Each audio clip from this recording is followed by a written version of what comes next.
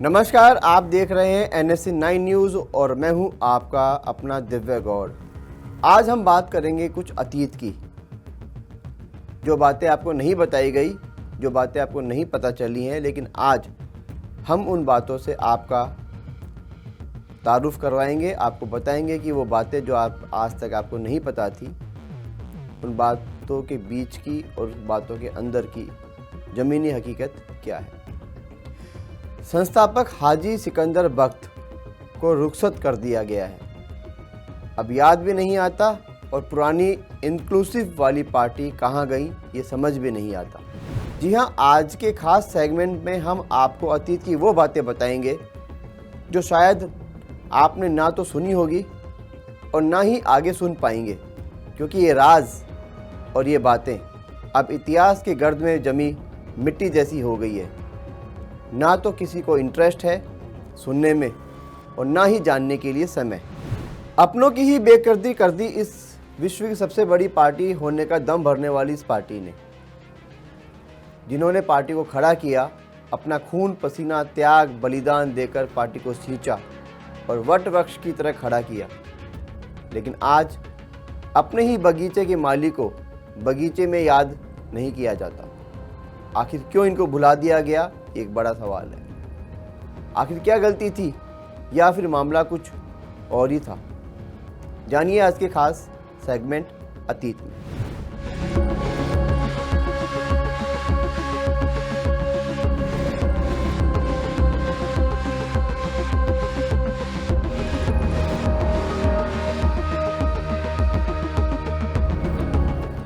उन्हें याद कर लिया जाना चाहिए जिन्हें अपनों ने रुखसत कर दिया गया है। दर्जनों भर लोग होंगे ऐसे, लेकिन सिकंदर बख्त पर बात होनी जरूरी है और होनी भी चाहिए, क्योंकि प्रासंगिक भी है। और यह समझने के लिए ज़रूरी है कि अपनी स्थापना के वक्त विश्व की सबसे बड़ी राजनीतिक पार्टी ऐसी तो नहीं थी जैसी अब बनने को चली है। सिकंदर बख्त और फिरोज गांधी देश के दो ऐसे बड़े राजनेता हुए जिन्हें उनके अपने ही याद नहीं करते, लेकिन ये दोनों लोग बहुत कमाल के थे।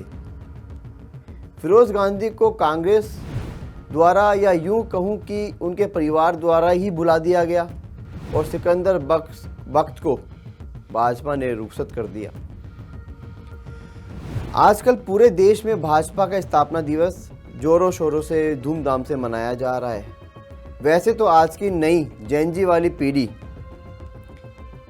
या यूँ कहूँ जेनजी वाली पीढ़ी में से बहुत कम लोगों को ही पता होगा कि बीजेपी पार्टी बनी कैसे और कब बनी। तो आपको बता देते हैं, वो दिन था 6 अप्रैल 1980 का, जब दिल्ली के फिरोज शाह कोटला स्टेडियम में जब पार्टी की नींव रखी गई थी, तब मंच पर 3 फोटो सजी थी। श्यामा प्रसाद मुखर्जी, दीनदयाल उपाध्याय और लोक नायक जयप्रकाश नारायण। और 3 नेता खड़े थे, अटल बिहारी वाजपेयी, लाल कृष्ण आडवाणी और हाजी सिकंदर बख्त कुरैशी। आज इनमें से 2 फोटो गायब हो चुकी हैं। जेपी या जयप्रकाश नारायण की तो बात ही छोड़िए, सिकंदर बख्त का नाम लेने वाला भी शायद पार्टी में कोई नहीं बचा।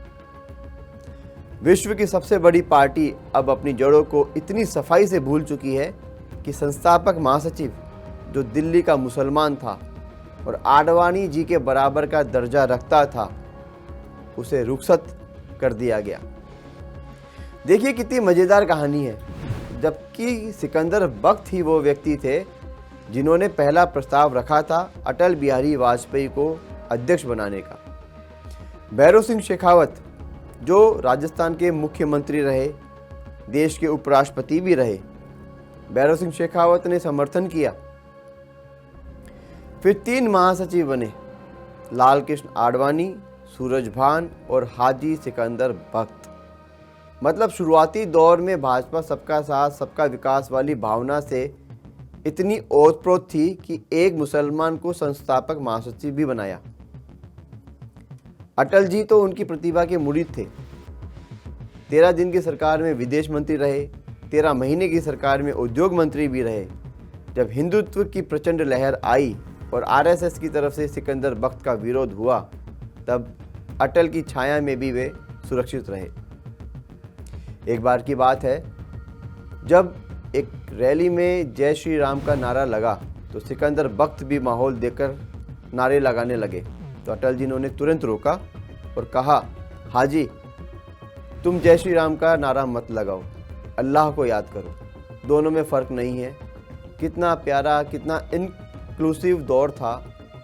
लेकिन जैसे जैसे पार्टी नई राह पर बढ़ती गई, वैसे वैसे पुराने साथी अनुपयोगी हो गए और नए नवेले आए हुए ये कुछ दिनों में बने नेता खास और उपयोगी से नजर आने लगे।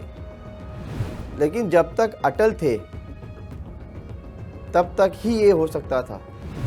जब सिकंदर बख्त का थोड़ा ज़्यादा विरोध होने लगा तो वाजपेयी जी ने उन्हें सक्रिय राजनीति से रुखसत कर दिया और सम्मानजनक ओहदा दिया और केरल का गवर्नर बनाकर केरल भेज दिया। उन्हें पद्म विभूषण भी दिया गया। जब सिकंदर बख्त की रूह जिस्म से परवाज कर गई, तब आरएसएस के तत्कालीन सरसंघचालक के.एस. सुदर्शन ने आरएसएस के इंग्लिश न्यूज़ पेपर ऑर्गेनाइजर में एक श्रद्धांजलि देते हुए लिखा, वे एक ईमानदार शख्स थे, उनका स्वभाव भी सौम्य था, फिर भी आज भाजपा उन्हें याद नहीं करती। बड़ा सवाल है, आखिर ऐसा क्यों हुआ? बात करते हैं फिरोज गांधी की, तो फिरोज गांधी को कांग्रेस परिवार ने ही बुला दिया, सिकंदर बख्त को भाजपा ने। दोनों बड़े राजनेता, दोनों अपनों द्वारा ही रुखसत कर दिए गए। लेकिन भाजपा तो दावा करती है कि वह अपनी जड़ों से जुड़ी हुई है, और फिर यह जड़ें इतनी आसानी से कैसे कट गई? कहते हैं ना, समय बदलता है। 1980 में 9 दिन की भाजपा जेपी को मंच पर सजाती थी और सिकंदर बख्त को मंच से बुलाती थी। आज 46 साल बाद ना तो जेपी बचे न सिकंदर बख्त। सिर्फ हिंदुत्व की लहर और पुरानी बातों को भूलने का नया फार्मूला बचा है। पार्टी के पुराने साथियों को याद करने का मौका था आज, लेकिन शायद प्रासंगिक नहीं रहे और ना ही किसी ने उन्हें याद किया। लेकिन अब भाजपा उस ईमानदार और सौम्य मुसलमान को याद नहीं करती, या यूं कहें कि उस पूरी तरीके से भूल चुकी है उस हाजी सिकंदर बख्त को, जो भाजपा का संस्थापक महासचिव था। अब आप बताइए, क्या यह सिर्फ एक नेता की कहानी है या एक पार्टी के बदलते चरित्र की? फैसला भी आपका है और सोच भी। जरूर बताइएगा।